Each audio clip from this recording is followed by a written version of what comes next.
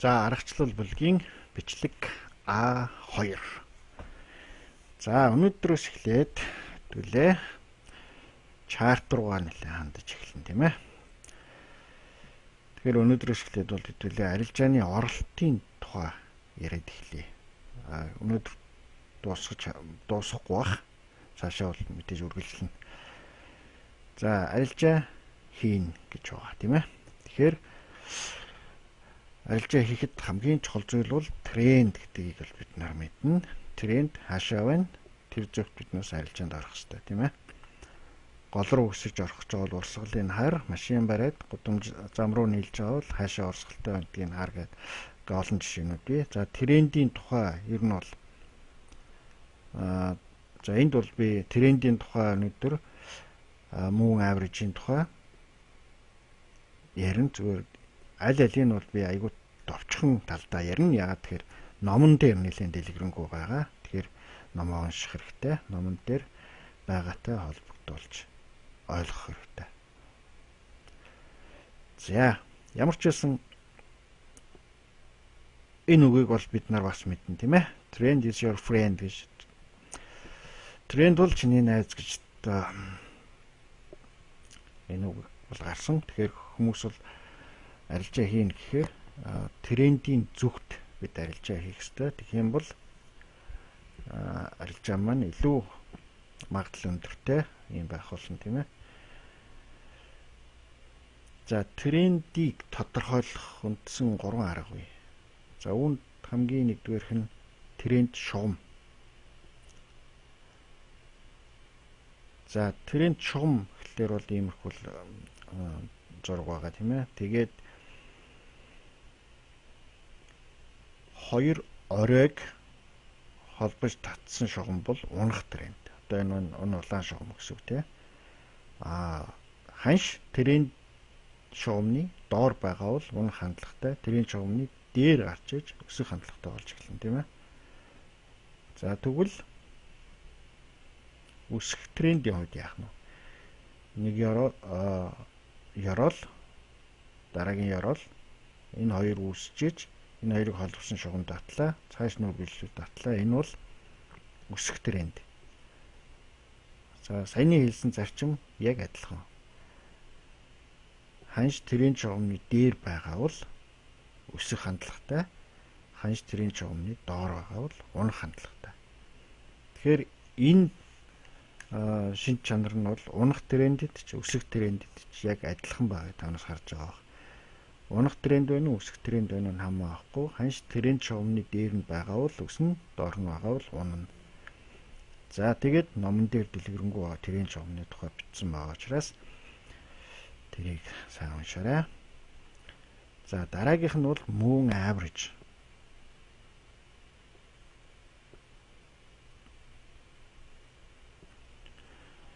За мөн average-ийг бол хөдөлгөөнтэй тренд шугам гэж одоо нэрлэдэг. Тренд шугам нь ямар ялгаатай байсан бэ гэвэл биднээс дандаа өөртөө шинчилж татах хэрэгтэй байдаг тийм ээ. Шинчилж зорж явах хэрэгтэй байдаг. Гэтэл за жишээ нь одоо ханш ингээд энд игчлээ гэж бодъё. Одоо энэ унах тренд биднээс хэрэггүй болчихж байгаа байхгүй. Тэгэхээр энэ унах трендийг устгах хэрэгтэй. Дахиад дараагийн трендийг татах ч гэх юм уу гэх мэтэр ингээд техник ажиллагаа ихтэй байдаг. Тэгвэл мөн average маань бол өөрөө ханштай цуг автоматар хөдөлж идэг учраас бидэнд хийх тийм ажлыг бол нэлээд хөнгөвчилж өгдөг гэсэн үг. Бид бол зөвхөн харах, шийдэх үүрэгтэй байдаг. Мөн average маань өөрөө ханштай цуг хөдлөөд явна.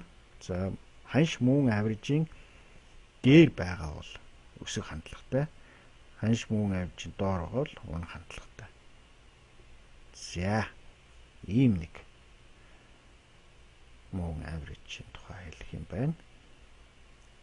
За тэгээд дараагийнх нь бол high low гэж байгаа. За ханш гэдэг юм маань хөдлөختөө бол higher high, higher low хийгээд хөдлөөд байгаа бол uptrend болдог. Lower high, lower low хийгээд байгаа бол унах тренд болдог.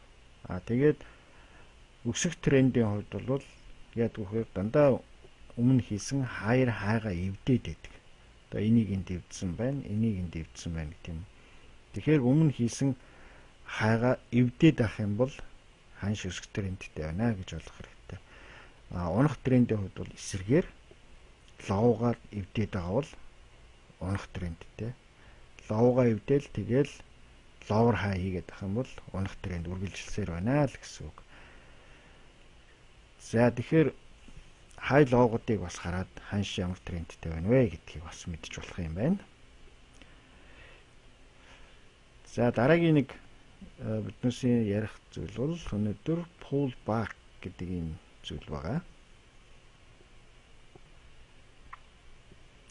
За энэ бол саяны тренд ярьжсэн зураг, харин энэ улаанаар зурцсан pull back-уудыг тэмдэглэсэн. Одоо энд нэг ёроол, энд ёроол хоёр байж байгаа тренд шугам татагдана тий.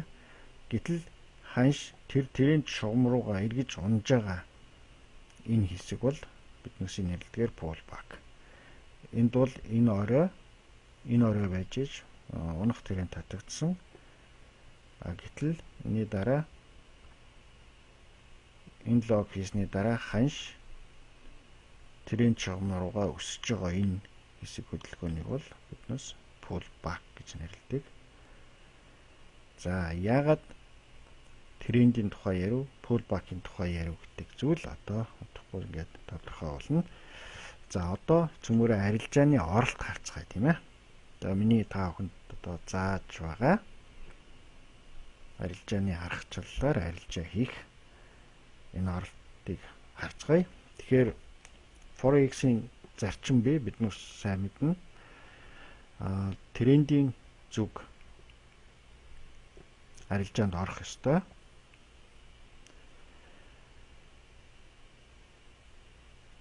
Яагаад гэвэл ханш маань одоо энэ өсөх трендтэй гэж бодъё тий. Тэгэхээр өсөх тренд тал руугаа энэ хайр логоос энэ хайр хай хүрэх хооронд илүү холын хөдөлгөөн хийгээд pull back хийхдээ богино хөдөлгөөн хийж таарна шүү дээ тийм ээ. Тийм учраас арилжааны одоо энэ нэргэлт арилжааны оролт байх нь шүү дээ тий. Тэрэндийнхаа зүг тэгээд pull back-ны дараа. Яг цаашаа явъя. За арилжааны оролт. За энэ дээр screenshot. За moon average 55 маань энэ явж байгаа. Тэгэхээр ханш moon average 55-ын доор байна гэдэг бол унах хандлагатай бид нар зөвхөн sell trade-ийн оролт хайх хэрэгтэй байхгүй юу? За sell trade-ийн оролт маань тэгээд хизээ гарч ирэх вэ гэхээр одоо юу гэдгийг нэг харанхуй өрөөнд ороод гэрэл асаах нийлсгээд астдаг шиг гинт гараад ирэхгүй шүү дээ. Тэрний чинь өмнө заавал угтуур нөхцөл бүрэлдэх хэрэгтэй байхгүй юу? Тэгэхээр биднээсийн хувьд юу хамгийн чухал вэ гэхээр тэр угтуур нөхцөлийг хараад таньдаг, мэддэг, ойлгодог байх нь хамгийн чухал. Тэгэхээр арилжааны оролтны өмнө заавал юу хийгдэх ёстой гэхээр pull back хийгдэх ёстой. Энэ байна. Энэ шар дөрвөлжин хүрээгээр ингээд зорцсон байгаа. Энэ бол pull back хийгдсэн байна. За нэгдүгээрт нь энд юу болсон бэ гэхээр за яг энэ ханш өөрөө бол ингээд лага харахад бол ингээд буцаад өссөн байгаа юм тий. Одоо энэ хурж ирээд тэгээ буцаж одоо иймээ 55 руугаа буюу одоо хамгийн томдог тренд рүүгээ очиж энийг шалгасан байна тий. Тэгэхээр эндээс энэ хүртэл явсан энэ өсөлт бол pull back гэдэг нь бол ойлгомжтой чартан дээр өөр дээр нь харагдаж байна тий. За энэ хугацаанд тайминг индикатор маань юу хийж исэн бэ гэхлээрээс ногоон болж дээшээ орж ирж исэн байна тий. Энэ бол pull back-ийн бас нэг том дохио шүү дээ. Тэгээд энэ дал шатлалын дээр гарч ирнэ гэдэг бол юу гэлээ? Overbought гэсэн нөхцөлд орж ирж шүү дээ. Overbought гэсэн нөхцөлд орж ирээд ногоон болоод дээшээгээ гарч ирнэ гэдэг бол pull back-ийн шинж. Тэгээ нөгөө нэг том шинж нь бол энд харж байна уу? Цэг. Нөгөө цэгийн индикатор маань ханш moon average 55-ын доор энд орж ирсэн тий. Тэгэхэд энэчнээс улаан явж яснаа ногоон болж байгаа байхгүй юу. Тэгэхээр мөн авирж 55-ийнхаа доор ханш байхад цэгийн индикатор маань улаан явж байгаад ногоон болно гэдэг бол тэр ханш pull back хийж хэлж гэнэ гэсэн үг байхгүй юу. Тэгж явж байгаад эргээд улаан болох цэг нь арилжааны оролт багч шүү дээ. Тэгээд энд сэл. Тэгэхээр ерөөсөө арилжааны оролт маань энэ аргачлал дээр ч бай, ер нь таанаас өөр аргачлал зохиодогч бай те. Хамгийн гол ийм зарчмыг алдаж болохгүй. Энэ юу вэ гэхээр мөн авирж 55 гэдэг маань бол зүгээр нэг одоо зүүдлээд олсон топ биш. Мөн авирж 55 гэдгийг бол томоохон трейдерүүд, томоохон сангууд, томоохон банкуд маш өргөн хэрэгэлдэг. Тийм учраас дооцыг зохиосон Дин Мелоны хамгийн том мөн авирж нь 55 байгаа. Энийг биднээс үзэх болно. Тэгээд өөр олон би жишээ хэлж чадна. Мөн авирж 55 бол маш чухал мөн авирж гэдэг юм аа гэдгийг. Тийм учраас энд бас мөн авирж 55-ыг биднээс авч байгаа. Тэгээд энэ мөн авирж 55 бол өөрөө том тренд. За жижиг мөн авирж маань бол жижиг тренд болох нь шүү дээ, тий. Тэгэхээр жижиг тренд нь яваад том трендийнхаа зүг эргээд том жижиг хоёр тренд нэг чиглэлд болж байна да энэ цэг дээр. Энэ цэг маань бидний юу вэ? Оролт байх хэрэгтэй байхгүй юу? Тэгэхээр яг энэ зарчмыг бол яг бүр хатуу барих хэрэгтэй. Том трендийнхаа зүг жижиг тренд нь pull back хийгээд тэгээд том трендийнхаа зүг эргээд том тренд жижиг тренд хоёулаа нэг чиглэлд болсон энэ цэг бол бидний арилжааны оролт. Тэгээд яг энэ цэг дээр бидэнд индикаторууд маань ямар тохио өгч гэнэ вэ гэхээр таймын индикатор доошоо чиглэсэн улаан өнгөтэй унж явж байна. Цэгийн индикатор маань улаан болж хөврлээ те. Унана гэж бас хэлж байна те. Тэгэхээр энэ бол биднээсийн сэл оролт. За яг энэ дүр зургийг хараад одоо чартаа хараад танаас индикатор байгаа тохируулга хийсэн. Тэгээ одоо тэгээд мөн авирж 55-ийнхаа ханш чинь хаана байна? Тэгэхээр би одоо buy хайх уу, sell хайх уу гэдэг нь бол ойлгомжтой. Тэгээд sell оролт бол одоо ямар байх вэ? Buy оролт бол ямар байх вэ гэдгийг одоо багч болоо гадралж эхэлсэн баг гэж бодож байна. Ингээд өөрсдөө оролтууд хараарай. За оролтын тухай бол биднээс бас ингээд яг дуусчихж байгаа юм биш. Дараа нь биднээс үргэлжлүүлж бас ярина. Тэгэхээр оролтны өмнө ийм pull back гэж хийгдэх юм байна. Энийг одоо маш сайн таньж мэдэх хэрэгтэй юм байна гэдгийг бол ойлгосон байх. Яг одоо энэ яг амьд чарт маань гүйж байна тийм ээ.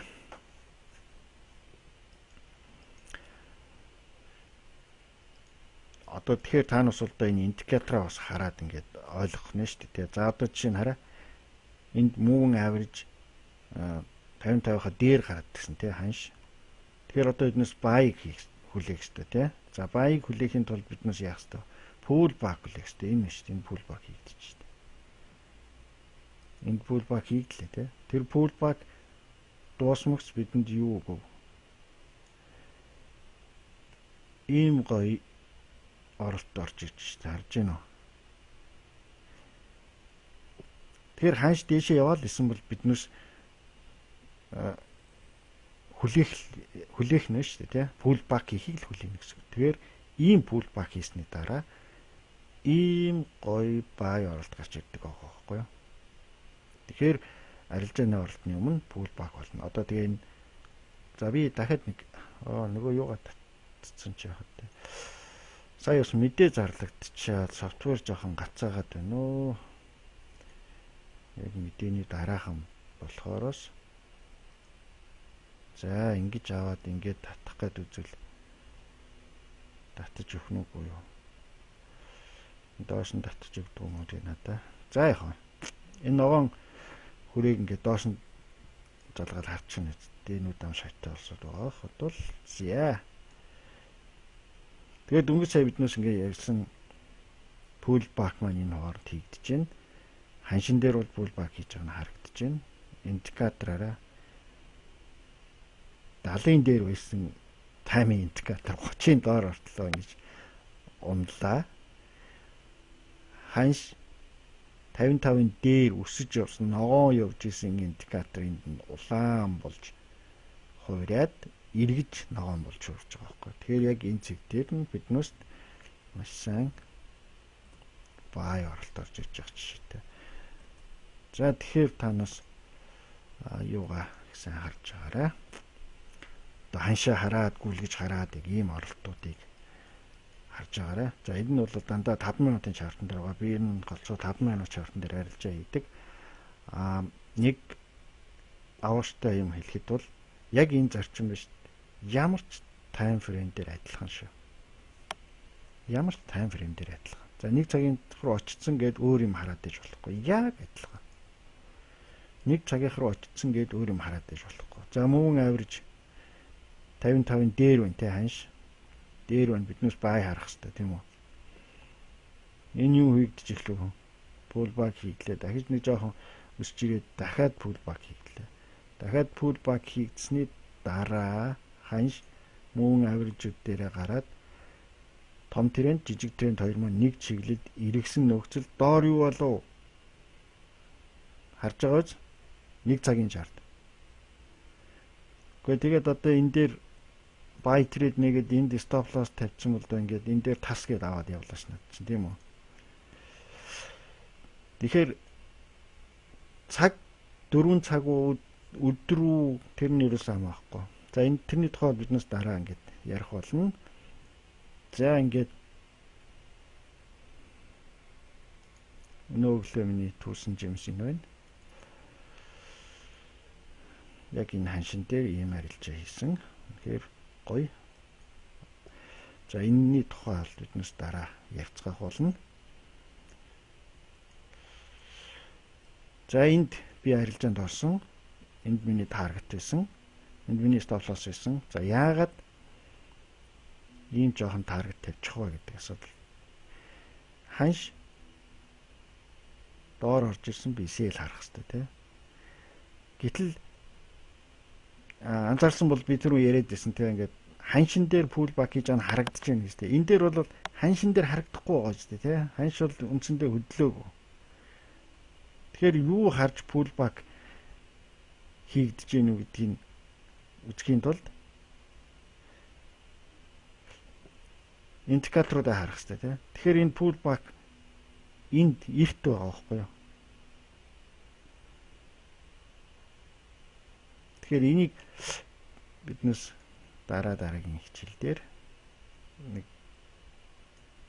тэгэхээр миний өнөөглөө бол жишээ нь арилжаанд орсон цэг бол яг энд юм тийм ээ. Хоёр мөн авирж хаа доор мөн авиржод бол зүгээр ойртож явсан огтлолцоог зүгээр.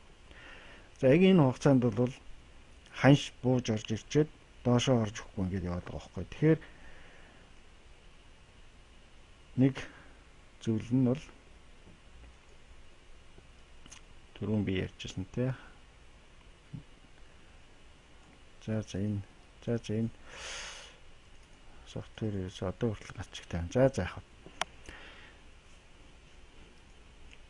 Тэгэхээр энэний pullback бол арай эрт энд хийгдэж байгаа. Унахын тулд. Тэгээд энэ өмнөх энэ оройгууд хараа. Юусе дээш явж чадахгүй. Тэгээд яг энэний өмнө үзсэн оролтуудыг бодоход энэ оролт арай жоохон рисктэй санагдчих магадгүй таанаас. Сайн хийгээд ирсэн үед бол ингэж орно. Тийм учраас таргет stop loss-а нэгээр тавьж байгаа. Нэгээр тавиал тэгээд энэ цохолоод гар тэгээд өнөөдрийн ажил бол дууссан. Тэ. За иймэрхүү оролтуудыг сайн харцгааж байгаарай гэж хэлье. За ингээд энэ бичлэгийг өнөөдөр дуусглаа. Баярлалаа.